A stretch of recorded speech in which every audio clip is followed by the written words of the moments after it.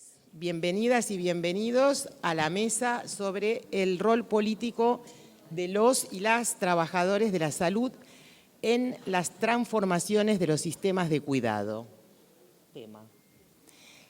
Agradezco mucho a Alejandra y en su nombre a los organizadores de este maravilloso congreso por darme el placer de estar acá junto a mi amiga.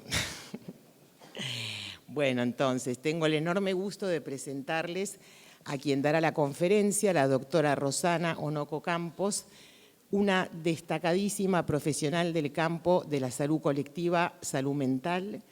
Tal vez muchos de ustedes también ya la conozcan personalmente o a través de sus libros y artículos, muchos de los cuales han sido traducidos al español. Estoy un poco inquieta, amiga.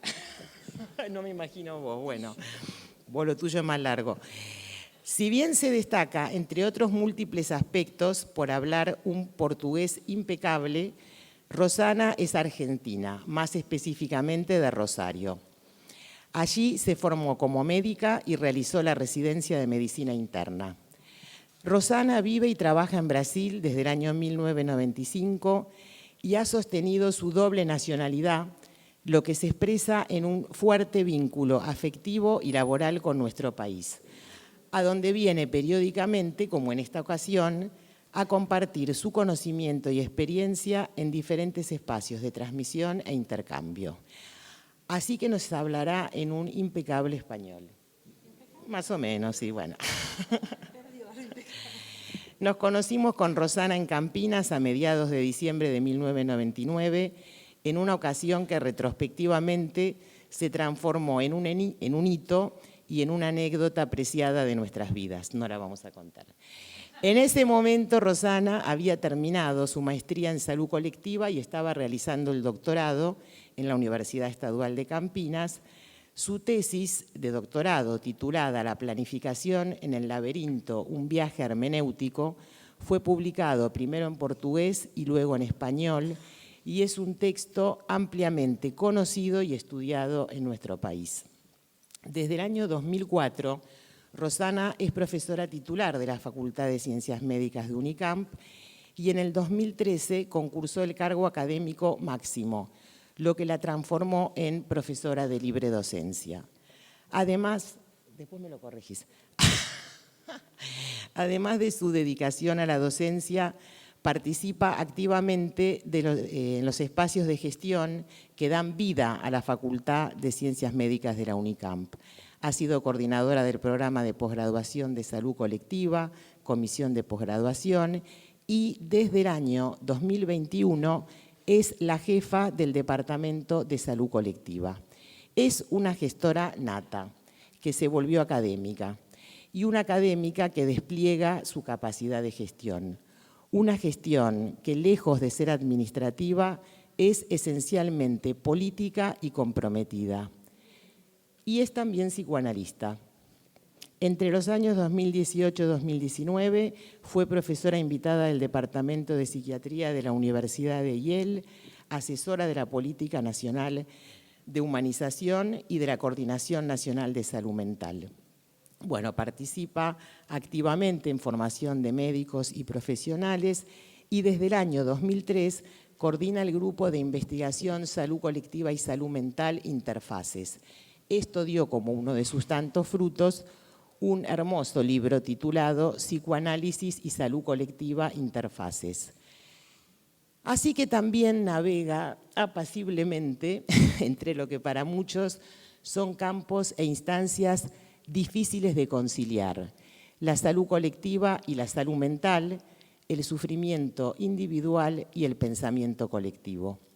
Sus campos de especialización son múltiples y se expresan en las diferentes áreas consagradas de la salud colectiva: planificación en salud y políticas públicas, evaluación de políticas y servicios, gestión y subjetividad. Su enorme conocimiento, pasión y capacidad de diálogo y articulación le ha permitido asumir también en el año 2021, mucho 2021, ni más ni menos que la presidencia de la Asociación Brasileña de Salud Colectiva, ABRASCO, lugar desde el cual tuvo una voz fuerte en la denuncia de los malos manejos de la gestión gubernamental durante la pandemia COVID-19 en nuestro querido país vecino. En marzo de este año, el nuevo gobierno brasileño creó el Consejo de Desarrollo Económico y Social Sustentable. Es un órgano de asesoramiento directo al presidente de la República para la formulación de políticas públicas. Este consejo está formado por el presidente de la República, el vicepresidente, ministro de Estado de la Secretaría de Relaciones Institucionales y también, ya se van imaginando, por ciudadanos y ciudadanas brasileños o de noble nacionalidad, de reconocido liderazgo y representatividad. Estos consejeros son elegidos directamente por el presidente, o sea, Lula, y nuestra presentadora de hoy es una de las personas que integran este consejo. Así que los dejo en compañía de una mujer que cuenta entre sus logros, además de los que ya mencionamos, nada menos que con valentía y alegría. Rosana nos va a dar su conferencia durante 40 minutos y luego abriremos la conversación para preguntas y comentarios. Muchas gracias.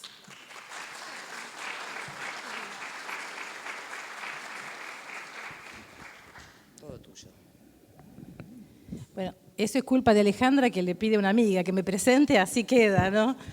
Pero gracias, Ale, que siempre es lindo ser recibido en su tierra.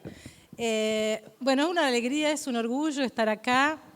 Quiero agradecer en la presencia de Alejandra a toda la comisión que organizó este congreso y decir que este congreso nació también con un cierto amparo de la Abrascaun del año pasado, porque fue durante el Congreso Grande de Abrasco que nosotros pudimos reunirnos con la Asociación Argentina y establecer algunos acuerdos y algunos apoyos y algunas colaboraciones que tienen que ver con un compromiso, me parece que Abrasco tiene muy claro a lo largo de su historia, que es el de ayudar a consolidar y a difundir la salud colectiva en el ámbito latinoamericano. Entonces, estoy muy contenta de ver que el Congreso, que era una idea, esté aquí, esté funcionando, esté tan bonito. Y muchas gracias, entonces, sale de nuevo.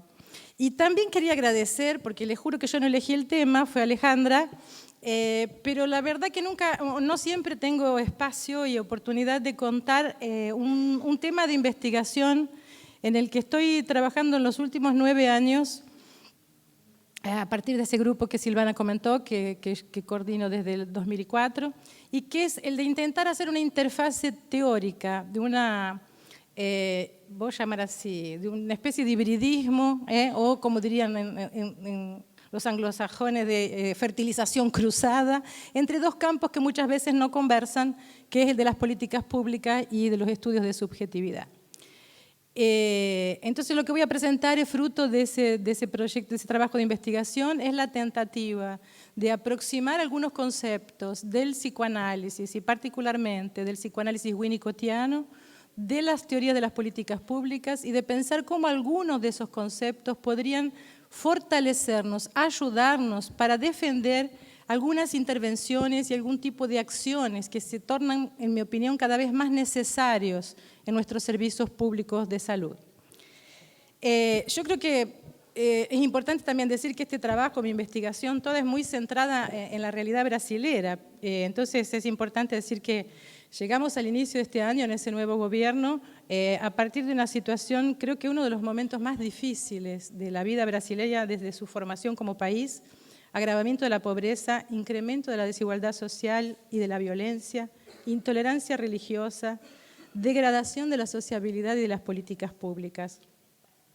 Esas dificultades todas que el país venía manifestando desde 2015, 2016, se agravaron con la existencia de la pandemia que fue dejada suelta y sin control.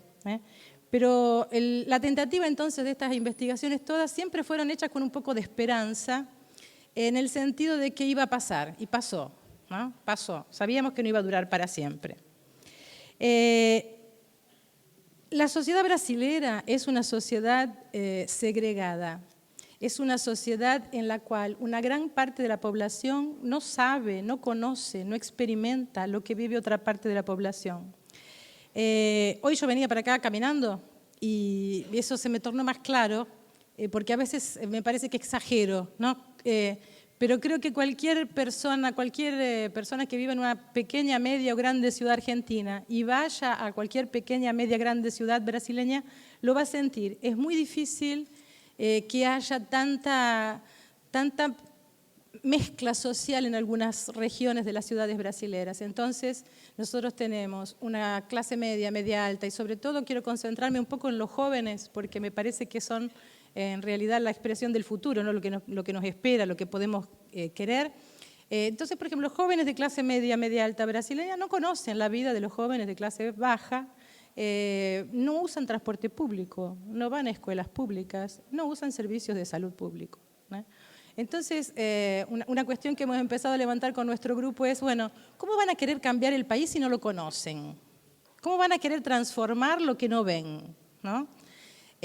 Mucha gente solo sabe, porque nosotros que trabajamos en el campo de salud y que tenemos, en nuestro caso, actividades docentes, entonces yo voy al centro de salud toda la semana, llevo alumnos, supervisiono alumnos que están en campo, pero hay mucha gente que no tiene este tránsito entre las regiones de la ciudad, las regiones ricas y las regiones pobres, ¿no? Entonces es muy difícil y es muy interesante pensarlo desde el punto de vista de la salud mental, porque son como las dos caras de la misma moneda, y estoy insistiendo usando el ejemplo de los jóvenes, podría usar el de los viejos, que es así: los jóvenes de clase media alta están todos encerrados en sus casas, deprimidos, cortándose, usando juegos electrónicos, con los padres preocupados porque están aislados, porque no salen, porque no conversan, porque no hacen nada, y los jóvenes pobres están siendo muertos por la violencia policial. Entonces Brasil es uno de los países que tiene la mayor violencia policial. Es una policía que es racista, y las estadísticas lo muestran, no preciso probarlo. La gran parte de los muertos en muertes violentas en Brasil son jóvenes negros de regiones periféricas. Entonces uno piensa, bueno, estoy dando este panorama para decir dónde están trabajando nuestros trabajadores, qué les pasa a estos trabajadores. Vamos a ver, yo soy una enfermera de clase media, que mi hijo es ese chico blanco que está encerrado en su cuarto, que lo llevo y lo traigo de mi condominio cerrado a la escuela particular en mi propio auto, y al mismo tiempo trabajo 8 horas por día en un centro de salud donde viene doña Rosa, que le han matado el tercer nieto. Quiero dar ese ejemplo para colocarlo crudo que es esto, para que ustedes entiendan que no es un preciosismo, digamos, que yo me haya puesto a estudiar cómo se puede ayudar a esta gente a soportar esto que les pasa. Esto que les pasa no es un problema intrapsíquico, no estoy diciendo que es un problema psicoanalítico de la enfermera. Lo que estoy intentando es pensar cómo el psicoanálisis, en tanto que una disciplina que está aquí en lo contemporáneo, puede dar alguna ayuda, puede dar alguna herramienta, puede dar algún concepto operativo para ayudar a estos equipos a sustentar una práctica que sea contestataria del status quo, que sea una práctica disidente, que no sea una práctica que reproduzca el racismo, el machismo y la violencia. Y lamentablemente, en muchísimas escenas y situaciones que vivimos, sobre todo yo lo veo en dos lugares que frecuento mucho, que son los centros de atención primaria y los centros de atención psicosocial, que son los centros comunitarios de salud mental. En ambos vemos muchas veces, tristemente, la repetición de escenas de machismo, de racismo y de violencia. Entonces yo quería tomar un concepto, y ahí me dio una alegría el año que pasó, porque buscando literatura me di cuenta que no estaba sola y que hay gente en el mundo haciendo esto, y casualmente también aproximando Winnicott de las políticas públicas. ¿Y por qué Winnicott? Yo me puse a pensar después de haber encontrado esos otros autores, porque inclusive algunos de ellos llaman la atención de este asunto. Winnicott, no casualmente, para el que no lo conoce, fue un pediatra inglés, psicoanalista de la llamada el grupo del medio del psicoanálisis inglés, pero que tuvo su vida profundamente marcada por el compromiso social que asumió para rescatar a los jóvenes y niños que estaban expuestos a los bombardeos en Londres en la Segunda Guerra Mundial, y que fue un miembro muy destacado del comité que cuidó de que estos chicos fueron sacados de Londres y llevados al interior de Inglaterra. Y esto abre, en fin, todo un campo de producción teórica, política de Winnicott, Pero lo que algunos autores llaman la atención ahora, y es interesante esto hacerlo con una cierta perspectiva histórica, es que tanto Winnicott cuanto las personas que trabajaban con él en este momento estaban profundamente implicados en la construcción de políticas públicas, en la idea de que para que todo mejorara era necesario que el Estado diera y ofreciera, voy a decirlo ahora entre comillas, usando expresiones winnicottianas, cosas buenas para todos. Entonces de allí se deriva que algunos autores ahora en lo contemporáneo están haciendo ese ejercicio, y yo me he aproximado por la lectura de ellos, de decir que, por ejemplo, los objetos públicos, los servicios públicos, deberían y podrían ser pensados como objetos intermediarios. Para Winnicott, los objetos intermediarios eran objetos fundamentales para la constitución de una subjetividad humana. Todos sabemos de qué se trata, son aquellos ositos, la mantita que los nenes llevan para todos lados y que Winnicott les dio un estatuto teórico al llamarlo de objetos intermediarios. Y él explica algunas cuestiones que yo las voy a tomar aquí para que podamos pensar esto en relación a nuestros servicios. Entonces, Winnicott decía que el objeto intermediario no estaba ni dentro ni afuera, por eso que se llama intermediario. O sea, el chico no sabe si no le pertenece o si es parte de él. Y Winnicott decía, oye, hay otra cosa que es súper importante para que el objeto intermediario funcione como tal, que es que él lo encuentre. Que él lo encuentre en el momento que lo necesita. Entonces, allí viene una función que Winnicott llamaba de función materna, que él atribuía a la persona que se encarga mayormente del cuidado del niño, esta capacidad de ofrecer objetos, pero de una forma que parezca, que honre, que respete el gesto espontáneo de este niño que en algún momento lo va a encontrar, ¿no? Entonces, encontrar este objeto significa que el chico lo puede usar, en algún momento lo va a tener que atacar, todos lo vimos, eso, que tiene chicos o nietitos o sobrinos, pega al osito, le pega, después lo guarda, después lo ama, después no se lo puede lavar, no se lo puede, porque es precisamente eso, un objeto que sirve para ser como si fuera el depositario, digamos, y el elaborador de todas estas sensaciones. Hay una autora americana que se llama Honey que ella dice que los servicios públicos deberían ser como objetos intermediarios y que lo que podría fundar un sentido de pueblo, un sentido, una subjetividad colectiva, sería esta posibilidad de que los servicios públicos fuesen como los objetos intermediarios winnicottianos. Winnicott tiene una frase que a mí me gusta mucho, que dice que la madre debería ser invisible a plena vista, ¿no? Entonces, sí, tiene que ser una madre que no incomode mucho, pero que cuando la necesito la encuentro, ¿no? Y Honig usa esta frase, hiding in plain sight, que me parece linda, en el sentido de que los servicios también tienen que ser así. Yo puedo no saber dónde queda el centro de salud de mi barrio, pero cuando lo necesito lo tengo que encontrar. Yo puedo saber dónde no queda el CAPES, pero si se brotó mi sobrina lo tengo que encontrar. Esa es la idea, ¿no? Y nosotros hemos estado, en fin, trabajando mucho en los servicios y descubierto así que realmente muchas veces eso no pasa, porque para Winnicott había también otra dimensión de este objeto, que es lo que ayuda a entender lo que no nos pertenece, digamos, el límite entre lo que somos nosotros y lo que son los otros. Entonces Winnicott decía, bueno, habrá un momento en que este objeto va a ser el objeto de la agresión del niño. Y lo importante es, dos cosas para Winnicott en este momento, que el objeto sobreviva y que el objeto no tome represalias. En el caso de la mamá que tiene el bebé que ya está más grande y le muerde el pecho, bueno, que él no desaparezca esta madre porque él le mordió el pecho y que no le dé 300 cachetazos, simplemente que no lo deje que le muerda el pecho. Esto sería en relación al niño. Y en relación a los servicios de salud, nosotros no hemos conseguido hacer esto. Entonces, yo creo que acá también las escenas son parecidas, porque acompaño a algunos grupos que trabajan en atención primaria acá y en Rosario, y lo que aparece entonces, por ejemplo, cuando aparece esta tensión social, porque vean, estoy hablando de una sociedad segregada, es una caldera, o sea, la gente está hasta acá, es violentada todos los días, en el ómnibus, en la fila, en el sueldo que no le pagan, en la inflación que sube, y esto en algún lugar se tiene que expresar. Muchas veces, en muchos territorios brasileños, pero yo sé que también ocurre en algunas ciudades argentinas, esto se expresa en los únicos representantes del Estado que están en los territorios, y salud y educación son las dos caras privilegiadas para recibir los tortazos, digamos, que tienen que ver con la violencia que se acumuló en la gente por el maltrato que nuestra propia sociedad les produce, ¿no? ¿Y qué pasa? Llego yo, doña Rosa, enojada, a las sala de espera, la recepción de una unidad básica de salud y grito, o soy áspera, o soy un poco imperativa, o lo que sea, y recibo del otro lado o que me echan, o que me expulsan, o en los CAPES que me dan alta administrativa porque no me supe comportar. Es decir, yo soy loco, ¿cómo me van a dar alta administrativa porque no me sé comportar? Piensen el absurdo que es esto en términos de política pública, ¿no?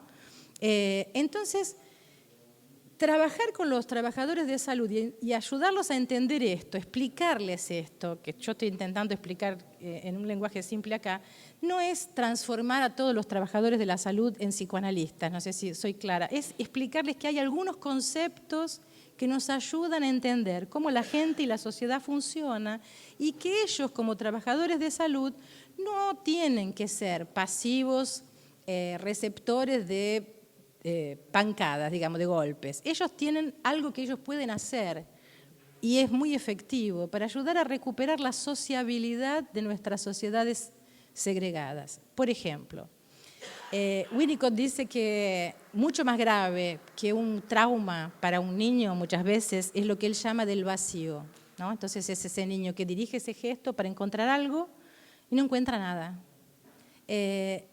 Yo he utilizado mucho esta cuestión del vacío para la falta de acogida, de receptividad que nuestros servicios tienen. Entonces viene doña Rosa, o el caso que yo conté en Roma, Luis Eugenio, que es de una chica, ese caso es un caso real, es una joven madre, que fue madre muy joven, que para llegar al centro de salud tiene que faltar a su trabajo, y ella es diarista, o sea, va a perder el dinero con el que paga la comida de su familia. Para venir tiene que andar 3 kilómetros por un campo, o sea, atravesando medio que un descampado. Entonces, cuando hay calor, hace mucho calor, cuando llueve se moja y además es de tierra y se embarra. Y en este centro de salud la gente decía, los trabajadores decían que la gente de ese barrio, de donde era esta chica, que yo cité el caso en el otro congreso, eran todos muy maleducados y muy enojados. Y fue muy lindo tener residentes en ese centro de salud porque un día 2 de mis residentes el año pasado dijeron, vamos a ver dónde viven esta gente y venir juntos. Hicieron el camino con estas mujeres. Y son eso, 3 kilómetros, lo midieron con el reloj, 3 kilómetros por un sol o por un descampado o por una lluvia. O sea, ya cuando llegás, la chica ya estaba exhausta, llega porque se había venido con su bebé que estaba con fiebre y cuando llega le dicen, no hay más turno hoy para el médico, no va a ver a tu nene. Esta mujer rompe todo, grita, patalea, en fin. ¿Y qué le pasa? Es catalogada de loca. Es una loca, está viendo, es una madre joven, fue madre adolescente, desajustada. Todo el juzgamiento moral, machista, patriarcal sobre esta chica, ¿no? Y sobre muchas mujeres que van a los centros de salud, que es paréntesis, pero otra cosa que tenemos que absolutamente rechazar, y creo que nosotras las trabajadoras mujeres tenemos una responsabilidad. Por ejemplo, yo voy a discutir muchos casos y siempre presentan así. María tiene 5 hijos con 5 padres diferentes y yo me levanto y me voy. Digo, no discuto caso que empieza así. ¿Por qué nunca escuché que dijeran, Juancito tuvo 4 mujeres, 5 hijos y no mantiene ninguno? Nunca escuché que dijeran eso en ninguna presentación de caso, se lo juro. Entonces, creo que son cosas, estoy diciendo porque decía Jaimiso, la semántica no es inocua. No es inocua. No es inocua. Cuando yo voy a presentar el caso de María, empezar por mi juzgamiento moral de su vida amorosa y sexual. ¿Quién soy yo para eso? Lo que tengo que ver es cómo ayudamos a María, ¿no? Entonces, me parece que los trabajadores tienen que tener espacios de reflexión, de poder entender esto, y esta tentativa, entonces, de aproximar estas cuestiones, de entender, por ejemplo, que decirle un no a una persona, como el caso de esta chica que yo estoy contando, equivale mucho a esto que Winnicott decía del vacío. Y ahí los trabajadores van a decir, bueno, pero yo no le puedo decir que sí a todo porque también soy humano, de hora que no tengo derecho, no tengo consulta, de hora no tengo cómo encajarla, de hora... No... Pero no se trata de responderle con exactamente lo que la persona que viene a pedirnos nos pide. Se trata de un momento en que esta persona se sienta oída y mirada. Entonces, si a esta chica que yo contaba el caso, en vez de decirle no hay va, sin mirarla a la cara, como hace la recepcionista, no, hoy no hay, vení mañana, la mira y le dice, fulana, ¿qué está pasando? Mira, hoy está lleno, no hay cómo. ¿Querés que la vea el enfermero en 5 minutos? Mañana venís y lo revisás. O sea, hay formas de que este pedido, que es un pedido, siempre es un pedido de ayuda. Alguien que llega a un centro de salud es siempre un pedido de ayuda, ¿no? De que este pedido sea reconocido, legitimado como un pedido legítimo. Y yo he trabajado esto últimamente en algunos textos como una necesidad y una ayuda que los trabajadores pueden darnos para lo que otros autores, otros psicoanalistas como Bengosi, por ejemplo, llaman de recuperar los espacios de dignidad. Dignidad de los espacios, de los nombres y de los cuerpos. Entonces nuestro pueblo necesita recuperar espacios de dignidad. Y la dignidad no se construye solamente de arriba para abajo. Claro que también se construye de arriba para abajo. Claro que también precisamos ganar las elecciones, tener congresos mejores y formular políticas públicas importantes. Pero también tenemos que abrir un poco el piloto automático, suspender el piloto automático de nuestros trabajadores y trabajadoras de la salud y de la educación y de la asistencia social, en fin, todos los que estamos en campo, en este campo social, para poder... también nos va a hacer bien, porque yo lo que veo cuando trabajo con los equipos en esto es que si yo me siento el último eslabón de una política fracasada que es malamente reparatoria para un pueblo indigno, mi autoestima también fue para abajo. Ahora, si yo me siento el agente político de la transformación, de la subjetivación social en mi barrio, yo me siento bien. Y sufro lo mismo, no sé si se dan cuenta de lo que estoy diciendo. El calor, el lugar es horrible, demoro para ir, demoro para llegar, me falta remedio, tengo mucha... Lo objetivo, el componente objetivo puede ser difícil siempre, pero el componente subjetivo, como yo lo significo y el sentido que yo le doy a mi trabajo es otro. Y eso me obliga a un trabajo, y no sé cómo estoy con el tiempo, ¿me estás controlando? ¿Estoy bien? Porque esto me obliga a un otro trabajo que tiene que ver con lo político y con los equipos que me gustaría comentar al final, que es la cuestión de cómo trabajamos nuestras diferencias, ¿no? Es muy importante que nosotros podamos saber y percibir, por un lado esto que yo decía, que somos muchas veces, porque todas estas cuestiones estructurales nos atraviesan, no estamos vacunados los trabajadores de salud de cometer actos machistas, racistas, en fin, de discriminación cultural, pero que si estamos advertidos y si tenemos otros con quien trabajarlo, no vamos a estar tan frágiles y a merced de la repetición. Entonces, tener grupo, tener equipo, tener equipos con diversidad es fundamental. Nosotros, por la cuestión de las cotas en Brasil, yo coordino una residencia de salud mental desde el año 96. Nunca habíamos tenido residentes negros hasta unos 6 años atrás. Y que fue el producto de las cotas. Empezaron a llegar residentes, se habían formado psicólogos, terapeutas ocupacionales, enfermeros, y hubo un primer grupo que me marcó mucho, que fue ese grupo de unos 6, 7 años atrás, que fue un grupo en el que entraron de repente, en 15 que entran en el primer año, había 5 que eran negros. Y eran militantes, chicos y chicas muy militantes. Y cuando estos chicos llegaron a los servicios de salud mental, que ellos hacen su estage el primer año en los centros comunitarios de salud mental, empezamos a observar efectos de identificación positiva de los pacientes. Entonces, por ejemplo, en un centro de salud mental que atendía alcohol y droga, una de estas alumnas era una terapeuta ocupacional negra, se sorprendía y traía a la supervisión que los pacientes jóvenes, que eran todos negros, la miraban y le decían, pero entonces yo puedo ser terapeuta ocupacional. Pero ¿y vos cómo hiciste para hacer facultad? O sea, se empiezan a aproximar modelos de sueño, de ilusión posible, y esto es fundamental. Esto es fundamental para que estos chicos tengan algo que les dé ganas de parar de drogarse todo el día y volver a la escuela, por ejemplo, ¿no? Entonces, esta diversidad en nuestros equipos es muy importante.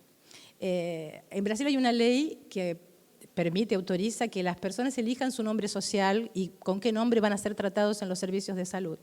También, un año o 2 atrás, una agente comunitaria de salud en una unidad de atención básica no estaba de acuerdo con la ley ella y decidió que no, le raspó todos los nombres sociales a un paciente y lo volvió a su antiguo nombre femenino. Y nosotros teníamos en ese centro de salud también un residente que era un militante de la causa LGBT y este chico lo tomó como una causa personal.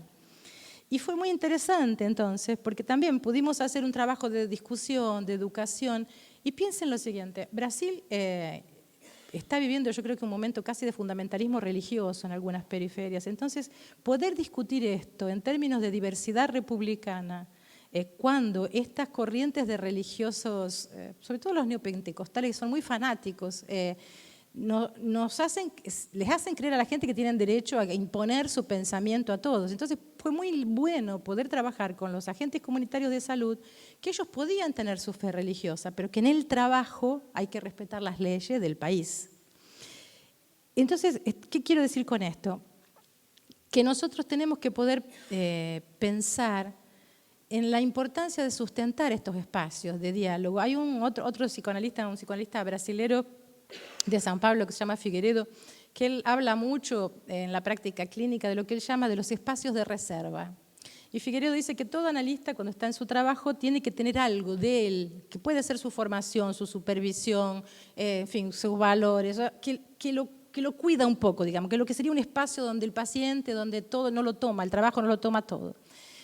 Y nosotros también hemos utilizado entonces este concepto de Figueiredo para pensar cuáles son los espacios de reserva de los equipos. Un equipo que está todo el día atendiendo, sin un minuto para respirar, sin un minuto para pensar, sin poder conversar con sus colegas, sin salir de la sala, no tiene espacio de reserva. Entonces una buena reunión de equipo, una supervisión, un curso, un entrenamiento, pueden tornarse espacios de reserva que nos permitan recrear esta idea de para qué elegimos ser trabajadores de la salud. Yo creo que tiene que ver con poder retomar el rumbo de nuestros propios deseos. Nadie de nosotros que eligió trabajar en algo de la salud, independiente de cuál profesión sea, no tenía algún deseo de ayudar al otro. Hay una especie de empatía, de deseo de colaborar. Entonces yo creo que es muy importante que podamos trabajar esto en los equipos. Y ahí quería... ya casi concluyendo, pero terminar con una idea también que me parece importante, porque también se habla mucho de la diversidad, ¿no? O sea, acá también se debe hablar, en Brasil está de moda todo, la diversidad, todo se va a resolver con la diversidad, pero nadie dice por lo que es la diversidad ni cómo se cuida de la diversidad. Y hay un autor que yo creo que es también muy interesante, que se llama Homi Bhabha, trabaja en los Estados Unidos a pesar de ser de origen indiana, y Bhabha dice lo siguiente: no se trata de defender la diversidad cultural, porque hay toda una discusión también que tiene que ver con reconocimiento y redistribución. Entonces, dentro del campo político, digamos, ¿qué cuidamos? ¿No? ¿Cuidamos más de los grupos identitarios o de los grupos por clases sociales? Digamos, una grande controversia que viene atravesando el campo de las ciencias sociales, y yo creo que Honig produce una sutura que sale un poco de esta dicotomía, si tiene que ser reconocimiento o redistribución. Él dice, son las dos cosas, solo que pasan al mismo tiempo y el resultado de este juego no está dado. Entonces dice Honig, lo que pasa es que hablar de diversidad parece que están todas, es como si uno tuviera un tablero, una mesa donde yo tiro un montón de bolitas de color y están todas en el mismo plano. Este sería el concepto para Honig de diversidad. Y él dice, no, tenemos que hablar de diferencia. Porque la diferencia significa que una bolita es de este tamaño, la otra es así, una está acá, otra está acá, una es liviana, otra es pesada, y el juego social del reconocimiento y de la redistribución tiene que darse en esta diferencia. Y ahí él insiste mucho en la importancia de que sostengamos, desde el punto de vista discursivo, es por eso que la semántica no es gratuita, la idea de diferencia cultural. Y él dice, hay un prejuicio, pero que al mismo tiempo es un refuerzo de lo instituido y de lo hegemónico, cuando se dice que esta diversidad, digamos así, ya está dada. Y él dice, no, hay una lucha, hay un juego de poderes. Entonces, la diferencia nos permite entender que esta cultura que se dice la buenita, que acepta la diversidad, perciben que quien puede hacer este discurso, soy una cultura buenita que acepta la diversidad, es la cultura hegemónica. Y lo que está diciendo Bhabha es, no, la cultura que se tiene que formar no está dada. Se va a construir en este juego de fuerzas y de relaciones de poder. Entonces, en fin, creo que es importante por eso, no porque sea, no sé si conseguí ser clara, pero no es porque sea importante una cierta erudición, vamos a decir, conceptual, pero creo que algunos cuidados conceptuales son súper importantes para permitirnos operar diferente en la práctica. Y cuando conseguimos transmitirle esto a la gente que está con las manos en la masa, lo que ellos piensan hace sentido, tiene sentido. Se fortalecen en las acciones que ellos pueden hacer, se fortalecen en en seguir lo que quieren, porque vean, por ejemplo, hay mucha gente que dice, ay, pero ¿podemos ir a visitarla? Por ejemplo, a esta chica que te camina los tres. Sí, ¿por qué no van? Ay, porque la enfermera fulana dijo que si hacemos eso la vamos a malcriar. No, no la van a malcriar, la van a cuidar, vaya, no la van a, porque, o sí, ¿le podemos llevar la insulina a doña Rosa? Y sí, le pueden llevar, pero no, porque no podemos llevarle la insulina a todo el mundo. Y no, no es a todo el mundo, es a doña Rosa por los próximos 2 meses que está con la pierna quebrada. A ver, se puede hacer, o sea, eso es muy importante, pero es importante que autoricemos a la gente a salir de abajo de esta opresión burocratizante, que el servicio cuando están solos, cuando están desprotegidos, digamos, de algún cuidado, de un espacio de reserva que funcione, les provoca. Entonces, pues creo que paro por acá y así tenemos tiempo de conversar, pero más o menos estos son los caminos, son varios caminos que se vienen abriendo a partir de esta tarea que concretamente significa en poner en contacto algunas lecturas políticas, de ciencia política y de psicoanálisis para intentar ayudar con dispositivos más prácticos, más concretos, con utilidad, digamos, para la gente que está con las manos en la masa. Ojalá que podamos.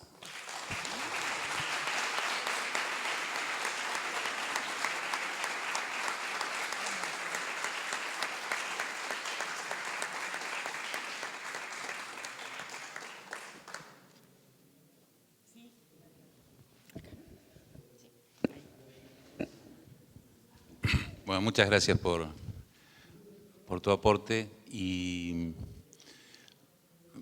bueno,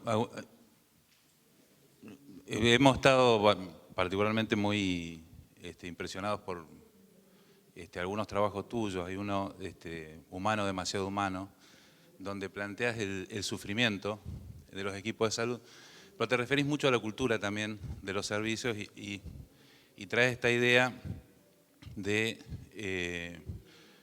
esta cultura de salvar vidas que tenemos, ¿no? Que nos atraviesa, que por lo menos los que saben dicen que la cultura es lo más importante en las organizaciones, lo más difícil de cambiar y lo que hay que apuntar para hacer cambios, ¿no?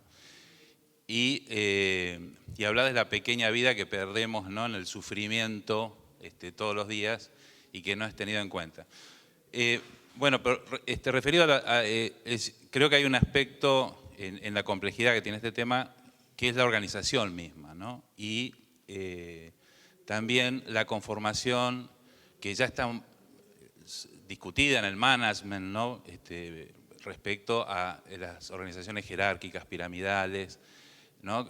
Hay, digamos, toda una idea de la importancia de la horizontalidad para apuntar justamente a tener respuestas más flexibles, más innovadoras, porque en definitiva cada respuesta a los problemas de una persona es una innovación también, si vamos digamos, al fondo.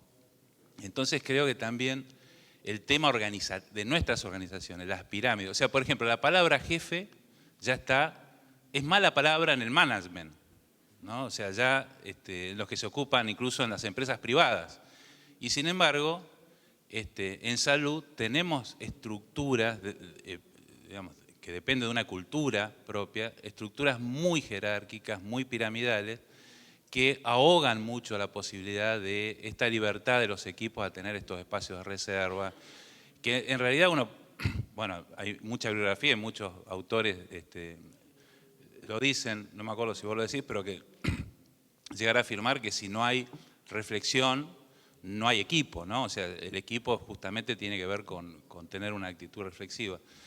Entonces, la organización misma, ¿no? Es decir, también creo que hay que apuntar a cambios organizativos que tienen que ir de la mano de cambios culturales, nuevos liderazgos, nuevas formas, erradicar las pirámides, las jerarquías esas, la burocracia misma, ¿no? Que en salud están tan arraigados y tan disciplinario, digamos, en cuanto a lo jerárquico.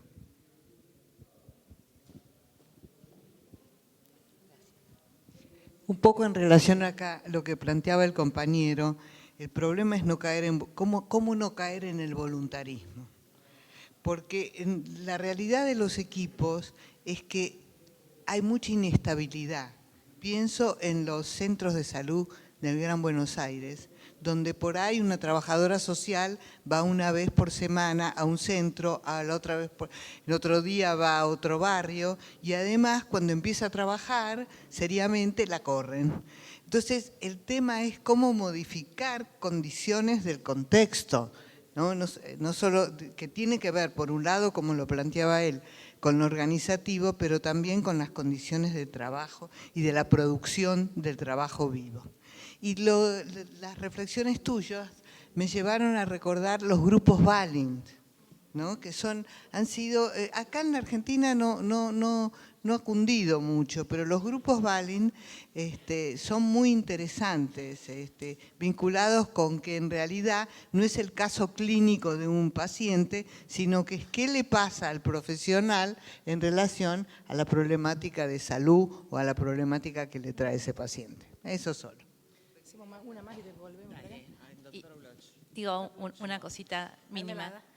Nos lo pasamos. No, digo que en ese mismo artículo, ¿no?, cuando hablamos de humanizar los cuidados, nada más humano que todo lo que sucede al interior de los establecimientos de salud, de los centros de salud y de toda esta subjetividad que nos atraviesa. Entonces sería tal vez en defensa de la vida algo un poquito más descriptivo, ¿no?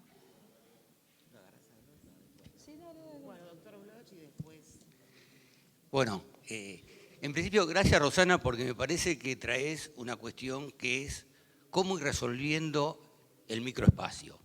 Porque la verdad que muchas veces en estos grandes espacios discutimos de grandes políticas y el cotidiano que nosotros vemos es que no tenemos muchas veces herramientas concretas cuando volvemos a trabajar mañana en el centro de salud o en el hospital.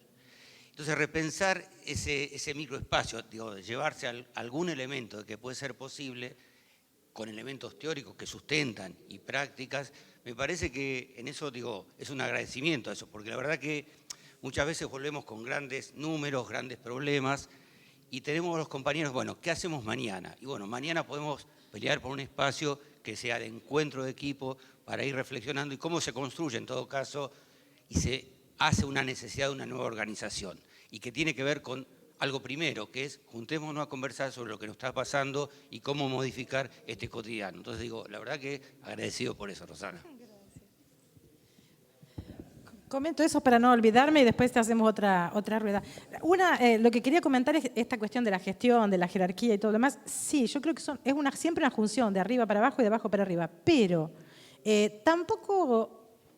Vamos a decir, todo depende de cómo funciona. Por ejemplo, muchos de estos equipos que están en los lugares periféricos de las grandes ciudades, cuando tienen un buen jefe, se benefician. Porque la figura del jefe puede ser una figura que hace un poco de cáscara, digamos, que hace membrana de este equipo con esto que lo invade. Entonces, todo depende. Yo no soy de las que quiere eliminar los jefes. No, creo que hay que tener jefe. El problema es cómo el jefe funciona y si él sabe cuál es su función y si él entiende lo que está en juego cuando él dice sí, no, permite, por ejemplo, que se organice el trabajo para que haya una reunión de equipo o para que haya una visita domiciliar. Me parece que esto tiene que ver, no quería dejar pasar la idea de que hay que eliminar los jefes porque no me parece que sea lo que va a resolver todo. Hay que eliminar los jefes autoritarios, hay que corregir las instituciones excesivamente verticalizadas, eso sin duda. Sí, porque también viste que vienen de estas corrientes del management y ahora no somos nadie más empleado, todos somos colaboradores, pero te siguen explotando igual, te pagan mal, te echan cuando opinas lo contrario. Entonces, ¿qué cambiar la palabra no resuelve el problema, ¿no?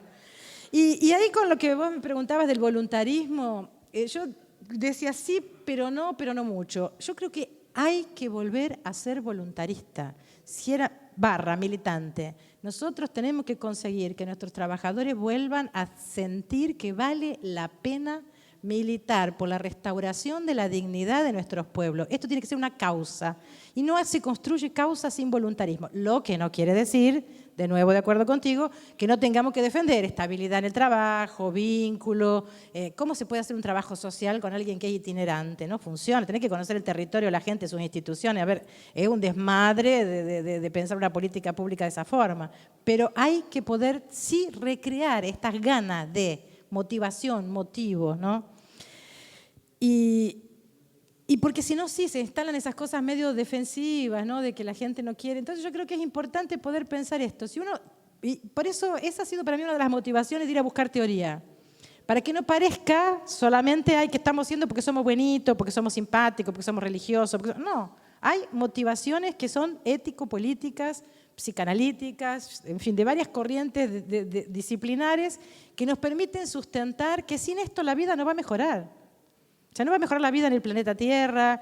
Podemos hacer las lucubraciones que quisiéramos, pero de aquí vamos a una salud, podemos ir a varias cuestiones, la relación con la naturaleza, los excesos del ultraneoliberalismo. O sea, podemos entrar en varias vertientes, pero yo creo que la tarea es que podamos darle a la gente referencias, herramientas para que se sientan más seguros, porque la experiencia mía personal es que la mayoría de la gente quiere sentirse bien en el trabajo, quiere hacer algo que él vea sentido. Entonces, no es la mayoría que no le importa nada al semejante. Hola Roxana, un gusto, la verdad que interesantísimo. Te quería preguntar, yo soy director nacional de Talento Humano del Ministerio de Salud de la Nación y tenemos a cargo con todo un equipo la formación de los residentes. Se está dando un fenómeno interesante que tiene que ver con que las residencias, si bien en general parecerían que están siendo cada vez menos elegidas, cuando uno va hacia el interior de qué residencias, son estas que las que más necesitamos, ¿no? De medicina familiar, general, pediatría, clínica, las básicas. Sin embargo, las más rentadas se están eligiendo cada vez más. Y yo te quería preguntar, me parece que tiene un poco que ver con eso, cómo los jóvenes están mirando eso que antes era como la esperanza en la caja de Pandora, que es la vocación. Para mí la vocación es como una cosa de medio de doble riesgo, digamos. Uno dice la vocación y hay que aguantarse todo con la vocación. Entonces los jóvenes cambian la vocación por lo que van a obtener con el mercado laboral. Entonces, concretamente, ¿cómo hacemos para esto que vos comentabas de poder decirle a los jóvenes que van a poder generar satisfacción, que además van a tener todas las penurias de la remuneración, pero esa satisfacción, algo va a cambiar la balanza? ¿Desde dónde? ¿Es la universidad? ¿Es el Estado? ¿Es la micropolítica? ¿Son los grupos, las instituciones? ¿Cómo intervendrías rápidamente empezar a endilgar esto a la gente, ¿no? Nada más. Una pregunta difícil. ¿Dónde? ¿Hay alguien más? ¿No? Contesta. Hola, ¿qué tal? Muchísimas gracias. Yo soy residente justamente del interior, de una residencia interdisciplinaria con orientación en atención primaria de la salud en Salta. Y la verdad que rescato un montón de cosas para poder transmitir allá. Hoy en Salta se está viviendo una tensión social muy importante. Justamente salud y educación están haciendo paro por los salarios desiguales y justamente hay algo de la hegemonía médica que también se está expresando, ¿no? en esta lucha de los trabajadores de la salud sobre todo, y sobre las condiciones de trabajo, ¿no? En el interior de la provincia las condiciones de trabajo la verdad que son muy difíciles.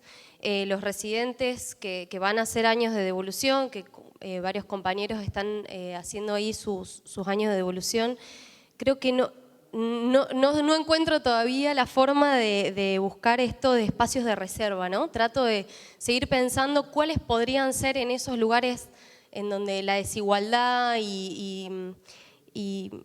está tan dejado, digamos, como tan alejado de lo que un trabajador de salud podría encontrar como un espacio de reserva, ¿no? Entonces, trato de pensar cuáles podrían ser allá algunos espacios de reserva y bueno, y también visibilizar, ¿no? Hoy en este congreso esta lucha de los trabajadores de salud en Salta y cómo el gobierno por ahí está haciendo, digamos, no tratando tan bien este tema, ¿no? Entonces, bueno, un poco con este comentario y agradeciéndole todos estos conceptos para seguir trabajándolo, visibilizar eso. Muchas gracias. ¿Seguimos? Si hay uno más, si no, vuelvo. Allá, mira. Hola. Nosotras venimos de la Residencia Interdisciplinaria de Salud Mental de Río Negro, nosotras 3 y 2 compañeras más. Y por ahí, para comentarte a la compañera de Salta, en esto que Rosana decía de los espacios de reserva que nos permiten crear, encontramos como colectivo de residentes juntarnos los lunes cada 15 días y crear. Y bueno, ahí esto que un poco decía Rosana de retomar el rumbo de nuestro deseo, porque en los servicios donde estamos la demanda es lo que colapsa y bueno, encontramos ese espacio, así que no sé si quieren comentar algo más, pero nos sirve como a nivel provincial. Respondo porque creo que tenemos un bloque de residencias, así hablamos de las residencias. Yo creo que la primera pregunta, ¿de dónde? De varios lados, por ejemplo, ¿qué hemos conseguido en Brasil? A partir de propuestas que vienen del gobierno federal, que es de la expansión del programa Más Médico, de la ampliación del número de lugares de residencia para medicina de familia y comunidad, cargos, etc. Por un lado se aumenta esta oferta y se aumenta lo que se paga, entonces se torna un poco más atractiva para los médicos recién formados, digamos. Por otro lado, nosotros, bueno, yo en la Unicamp trabajo junto, muy próxima de la residencia también de Medicina de Familia y Comunidad, y nosotros tenemos una reforma también del curso médico, o sea, donde nuestros alumnos van a los centros de salud desde primer año. Entonces tienen una posibilidad también de encontrar algún espacio de identificación. La cuestión de las cotas cambió mucho el tipo de alumno que nosotros recibimos. Unicamp era una universidad donde durante años también no tuvimos ningún alumno negro. Hoy tenemos 40% de los alumnos que entraron este año al curso médico son alumnos y alumnas negras. Tenemos alumnos trans, no era eso, era solo alumno que podía pagar un cursillo particular durante 3 o 4 años para pasar el ingreso, que es un ingreso muy, muy exigente. Entonces yo creo que son movimientos de pinza, digamos, de un lado y del otro, que son muy importantes. Con los alumnos de la residencia de Medicina de Familia y Comunidad, nosotros hacemos grupos Valent-Paideia, una vez por semana. Tenemos esos grupos, pero ellos se dividen en 2, entonces ellos lo tienen quincenalmente, digamos, la oferta es quincenal. ¿Qué tiene que ver con esto? Que se formen para entender el impacto que estas cuestiones tienen en ellos.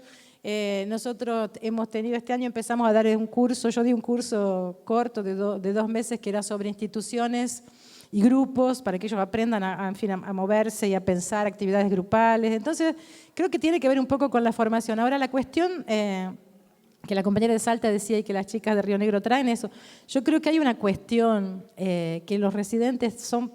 Adoro residente, pero yo creo que es buenísimo que se reempoderen de la capacidad de rebeldía juvenil, digamos, ¿no? Durante muchos años, y esas residencias que son muy, muy buscadas, pero porque van a ganar un gran sueldo, pero son hiperautoritarias, hiperverticalizadas, bajar la cabeza para que el jefe te acepte. Las nuestras tienen que ser diferentes, y yo creo que hay un papel de los jóvenes, y que hay un papel que tiene que ser insurgente, que tiene que ser disidente, y que a veces, por eso que digo, a veces se sufre por eso, porque no es fácil pelear, pero yo creo que cuando se pelea junto con otros se hace más agradable, se crean vínculos buenos, se crean espacios de reserva. Esa idea de tener un grupo de estudio, no sé si son muy aislados los chicos que están en Salta, pero a veces si tienen comunicación hasta por internet, hacer un grupo semanal para leer un texto juntos, para discutir casos clínicos juntos, para hablar mal de los jefes juntos, cualquiera de esas cosas funciona y es importante, es mejor que la soledad y que el desánimo. Sí, incluso nosotros lo hacemos virtualmente cada 15 días porque cada una de nosotras está en sedes muy alejadas, a miles de kilómetros, y lo hacemos virtualmente y termina siendo un espacio de reserva, sí, no solamente de creación, sino también esto de la búsqueda en la rebeldía, cuando hay dificultades, cuando hay irregularidades, cuando las condiciones laborales se tornan precarizantes por momentos, también es un espacio de crear conjuntamente estrategias como colectivo, y es ahí donde encontramos nuestro lugar. Voy a contar una historia bien cortita de lo que vos decís, pero por ejemplo, en Campinas, nosotros ampliamos entonces este número de residencias de medicina de familia y comunidad. Y ahí esta contradicción, ¿no? La municipalidad quiere los residentes, pero al mismo tiempo les impone una serie de cuestiones gerencialistas. Entonces, en un determinado momento aparece en la supervisión de los residentes que en el centro de salud X, la gestora, la coordinadora decidió que ella iba a administrar la agenda y los residentes fueron prohibidos, escuchen esto, prohibidos de marcar el retorno de los diabéticos que estaban atendiendo. Y ellos traen esto. Entonces, sí, quiero decir porque hay juegos de poder también. Cuando esto aparece en una unidad, en 2, en 3, ahí descubrimos que había varias unidades básicas de salud donde esta práctica, digamos, se había tornado frecuente, ahí sí hay un momento que es la coordinación de la residencia, la facultad, en fin, hay que sentarse en un grupo y decir, no, nuestro residente para aprender y para tornarse un buen médico de familia y comunidad, tiene que poder acompañar. Entonces no es posible que la Secretaría prohíba el retorno en menos de 2 meses, porque si estoy insulilizando a una persona, la tengo que ver mañana, no de acá a 2 meses. Entonces, es importante poder hacer estos juegos de cuándo nos aliamos, cuándo es un nivel de decisión que va, cuándo es el otro. Bueno, me voy a privar de mi comentario. Quedan 2 minutos, entonces se lo vamos a dar a ella que había pedido la palabra. Bueno, gracias. Buenos días. Bueno, un poco lo que quería comentar, yo soy docente en la Facultad de Bioquímica de Rosario y bueno, siempre he trabajado mucho en el tema educativo, también en los otros niveles, haciendo gestión y gestión en salud y en educación, digamos, uniendo esos 2 campos. Y esto de cómo a veces tanto los profesionales o los estudiantes, los trabajadores de la educación, los trabajadores de la salud, les cuesta ponerse en ese rol que vos, Rosana, comentabas de que bueno, son quienes hacen la transformación en el territorio, en esa... o sea, uno puede pensar grandes planificaciones, pero donde acontece es en el aula de la universidad, en el aula de la escuela, o en el centro de salud, o en la casa, en el territorio en donde las personas viven. Y bueno, a veces se transforman los mismos trabajadores en demandantes del Estado en vez de sentirse empoderados en ese deseo de ser quienes asumen ese proceso de transformación y de garantizar derechos hacia la ciudadanía y hacia ellos mismos como trabajadores. Y ahí, bueno, no puedo dejar de pensar en Freire y cómo Freire, cuando habla de que lo que hay que romper son las cadenas y los procesos que generan las condiciones de opresión, o sea, cambiar esas condiciones de sentirse oprimido, o sea, el oprimido no es solo el que menos tiene, sino también ese trabajador que no siente el deseo de ser parte de los procesos de transformación. Bueno, la verdad que estuvo genial, me quedé con ganas de un montón de cosas y me parece que en esta época, como dice, de que tenés ganas de tener ganas, así que quedarse con las ganas está buenísimo. Muchísimas gracias.